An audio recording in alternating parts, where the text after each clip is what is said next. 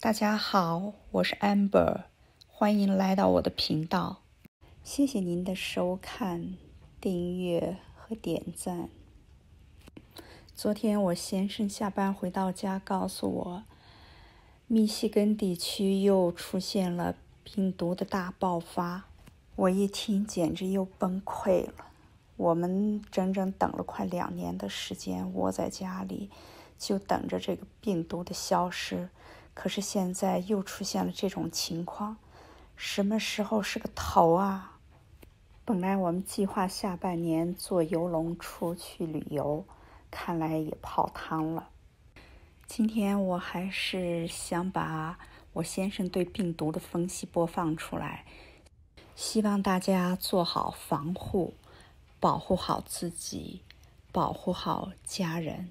求神保佑，让我们平安地度过这特殊的、极不寻常的黑暗日子。So, how can we get enough people in the world vaccinated against coronavirus? So, again, the same principle here. Herd immunity is the key. And sometimes we think, well, herd immunity in the U.S., then we're all protected. You're not. Because this isn't an illness inside the United States. It is a pandemic. That means it is an epidemic everywhere in the world. And so it is running like wildfire everywhere in the world. Places that are getting vaccinated quickly, the fire cannot move as fast. And that's great. But the fire is still moving. We have not put it out. So, now I'm a very bad artist, so you're going to have to deal with my drawing. Don't worry about it. I know you always did it good. What do you want to show us? It looks perfect. So, if this is Canada, U.S. Sorry. Mexico and Central America and South America. Even if we were able to get herd immunity 80% around all of the U.S., that would be nice, but we're not done. Because airplanes travel all over the world. Your people don't stay within those political borders. Yeah, people always So people are traveling back and forth with Canada, back and forth with Mexico and Central America, back and forth to South America, and back and forth to Europe and Africa and the Scandinavian countries, and they're traveling to Japan and China and Indonesia and Australia. And all of these are ways for the coronavirus to sneak past the protection. And as long as there are people that do not have herd immunity in any place else in the world, those places become a growing pot for new strains of the virus, for new variants. And so when one of these planes is bringing in a new strain that is not stopped by the vaccine, Now it has free reign of the whole country. Your vaccine is no longer any good. We start from zero. We have to develop new vaccines. It takes another year or two to develop new vaccines. In the meantime, this new strain has traveled everywhere by these same planes, and we have an entirely new pandemic running around the entire world. Everything we did to get to this point is useless. We start all over again. So what was your question again? How can we get enough people in the world vaccinated against coronavirus? So this is the key point about herd immunity for the whole world. This is a pandemic, the entire world. We talked about how we can get enough people in the United States to reach herd immunity, but that will only stop it for a short time because the virus goes on replicating and mutating in other places in the world.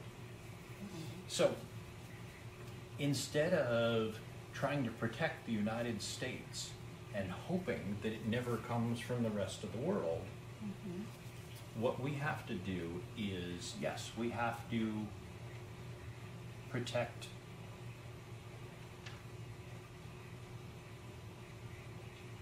North America and Central America and South America.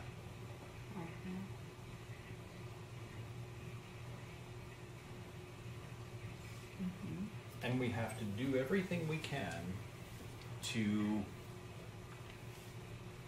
shield ourselves.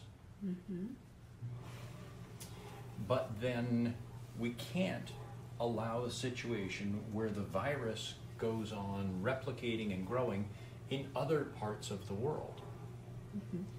Because that will just come back around and it will eventually get us from one of these other places. So what we have to do is spread our shield out further.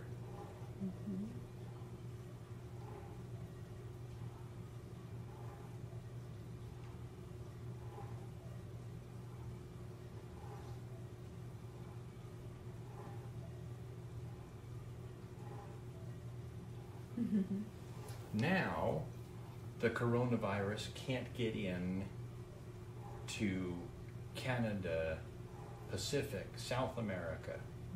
Well, let's be serious. The only way to do this is to vaccinate the world. The only way to stop this is to vaccinate the whole world.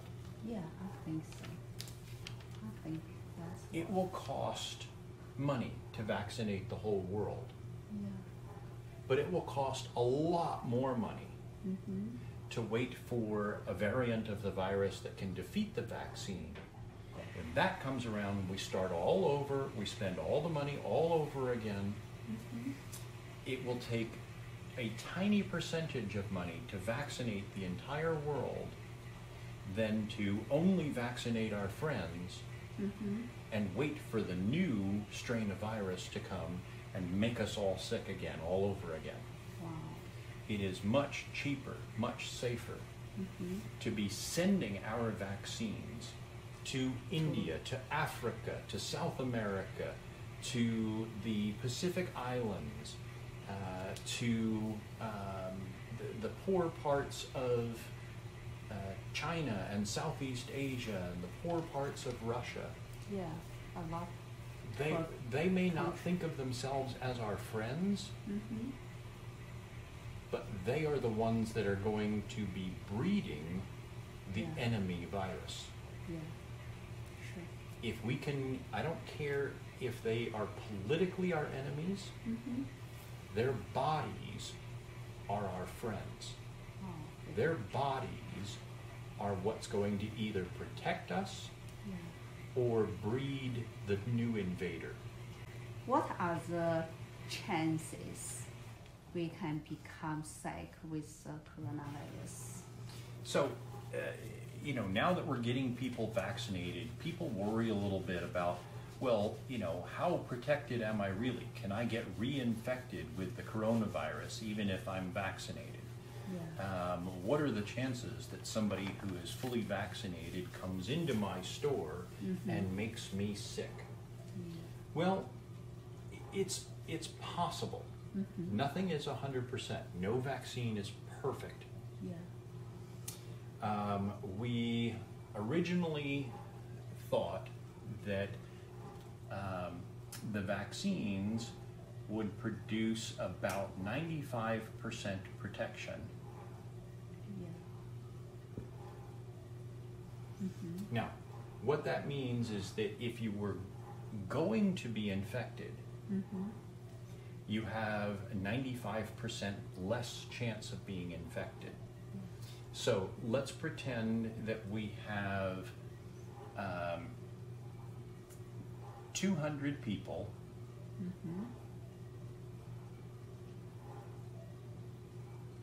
who were all exposed to the virus.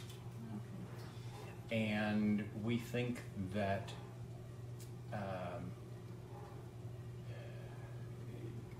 let's say 20 of those people were going to get infected. So 20 were going to become infected out of 200 people. Once you have the vaccine, you have only a 1 in 20 chance. If you were already going to be infected, you have only a 1 in 20% chance. 95% protection equals a 1 in 20% chance of getting infected. So now, instead of 20 infected, because of the vaccine, you wind up with only 1 infection out of the 200 people exposed because of the vaccine. So that's pretty good. Sure. But I want to show you something. Out of, I was just reading this, of all the people in the US who have been fully vaccinated, we have had 6,000 infections among all the people who are fully vaccinated.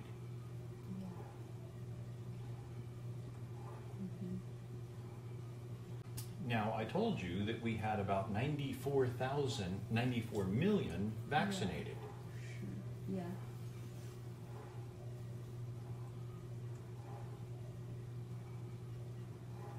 So, if you do that math, that gives you a 0.006% chance of getting infected. It's even better than that. Very nice. Right. So it's less than 1%. It's less than 1/10 of 1%. Yeah. It's less than 1/100th of 1%. Yeah. It is 6/1000ths of 1% chance of getting infected after you are fully vaccinated. Wow, that's perfect. It's very near perfect. So, if you have only this percent chance of being infected once you're vaccinated, Yeah. what chance is there that you will go on to infect somebody else? Only.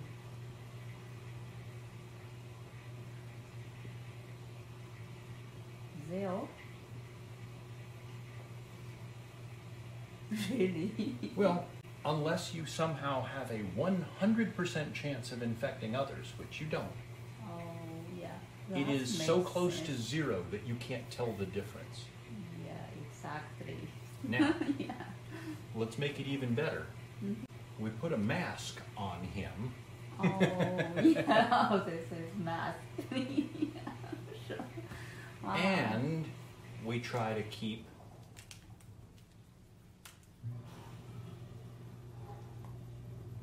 Distance. 6 feet distance. Oh, sure.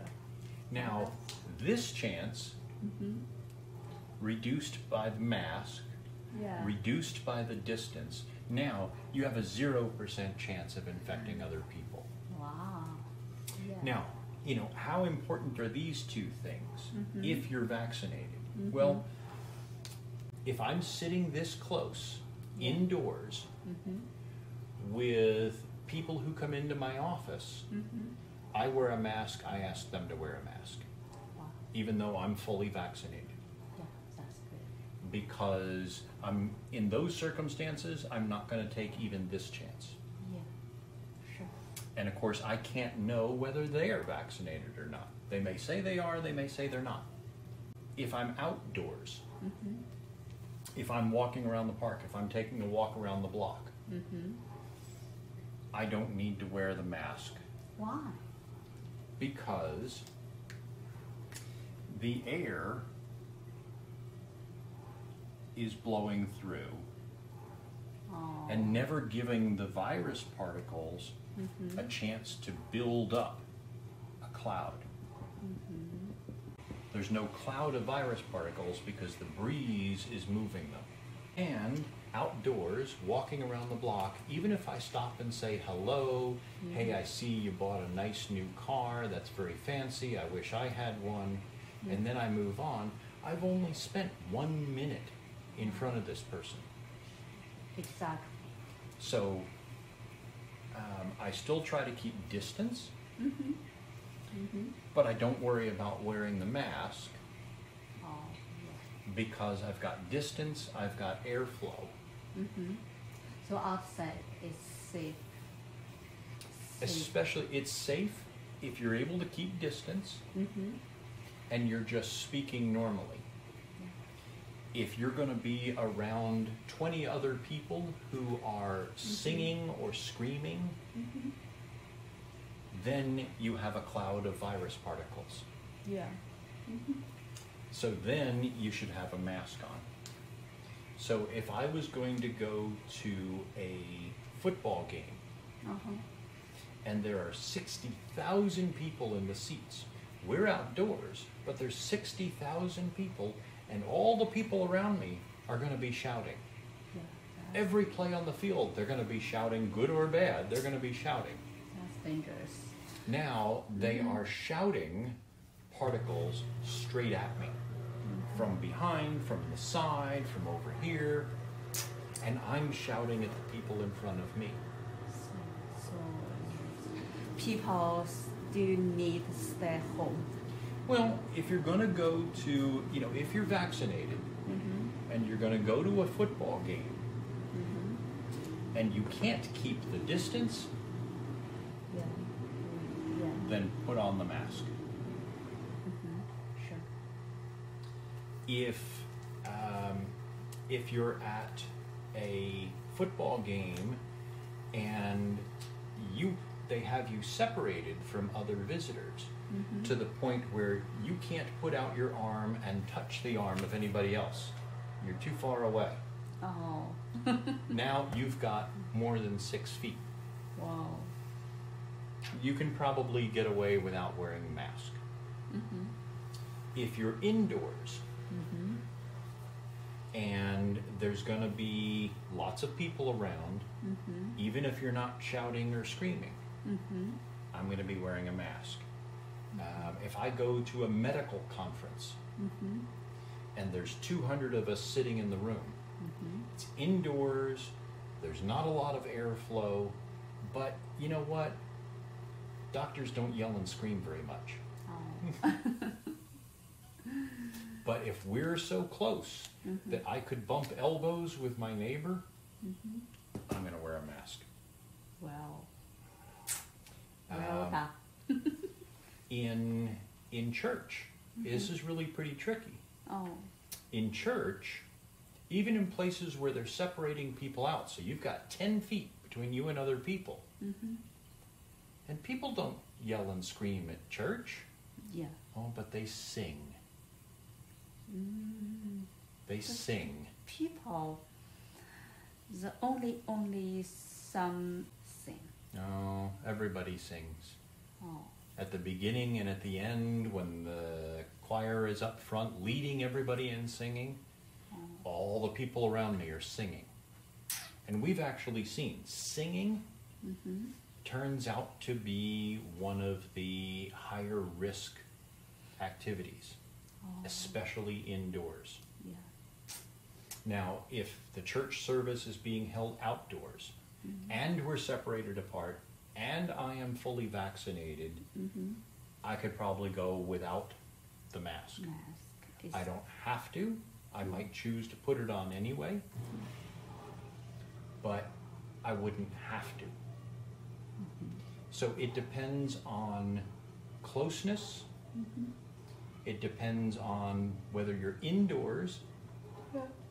Depends on how long you're going to be in front of these people. If it's only for 1 or 2 minutes, like at the grocery store, probably not a big deal.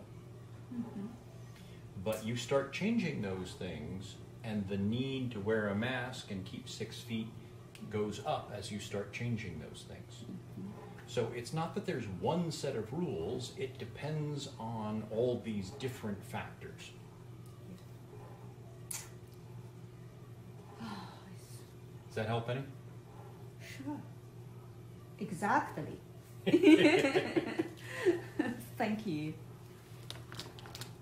So, if your friends have questions, I'll be happy to try and answer them.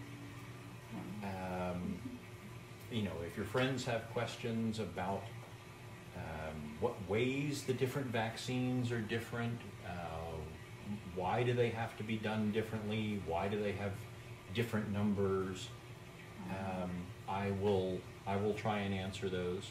Wow. That's But very kind of you. Well, but I also suspect that we're going to be getting into such technical details that people don't want to hear from me anyway. If those are helpful. well, if it is, that's great. But as we get into the technical details, if people would rather directly look it up on the CDC website or whatever, that's fine too. Okay. Thank you, Sure. Doctor.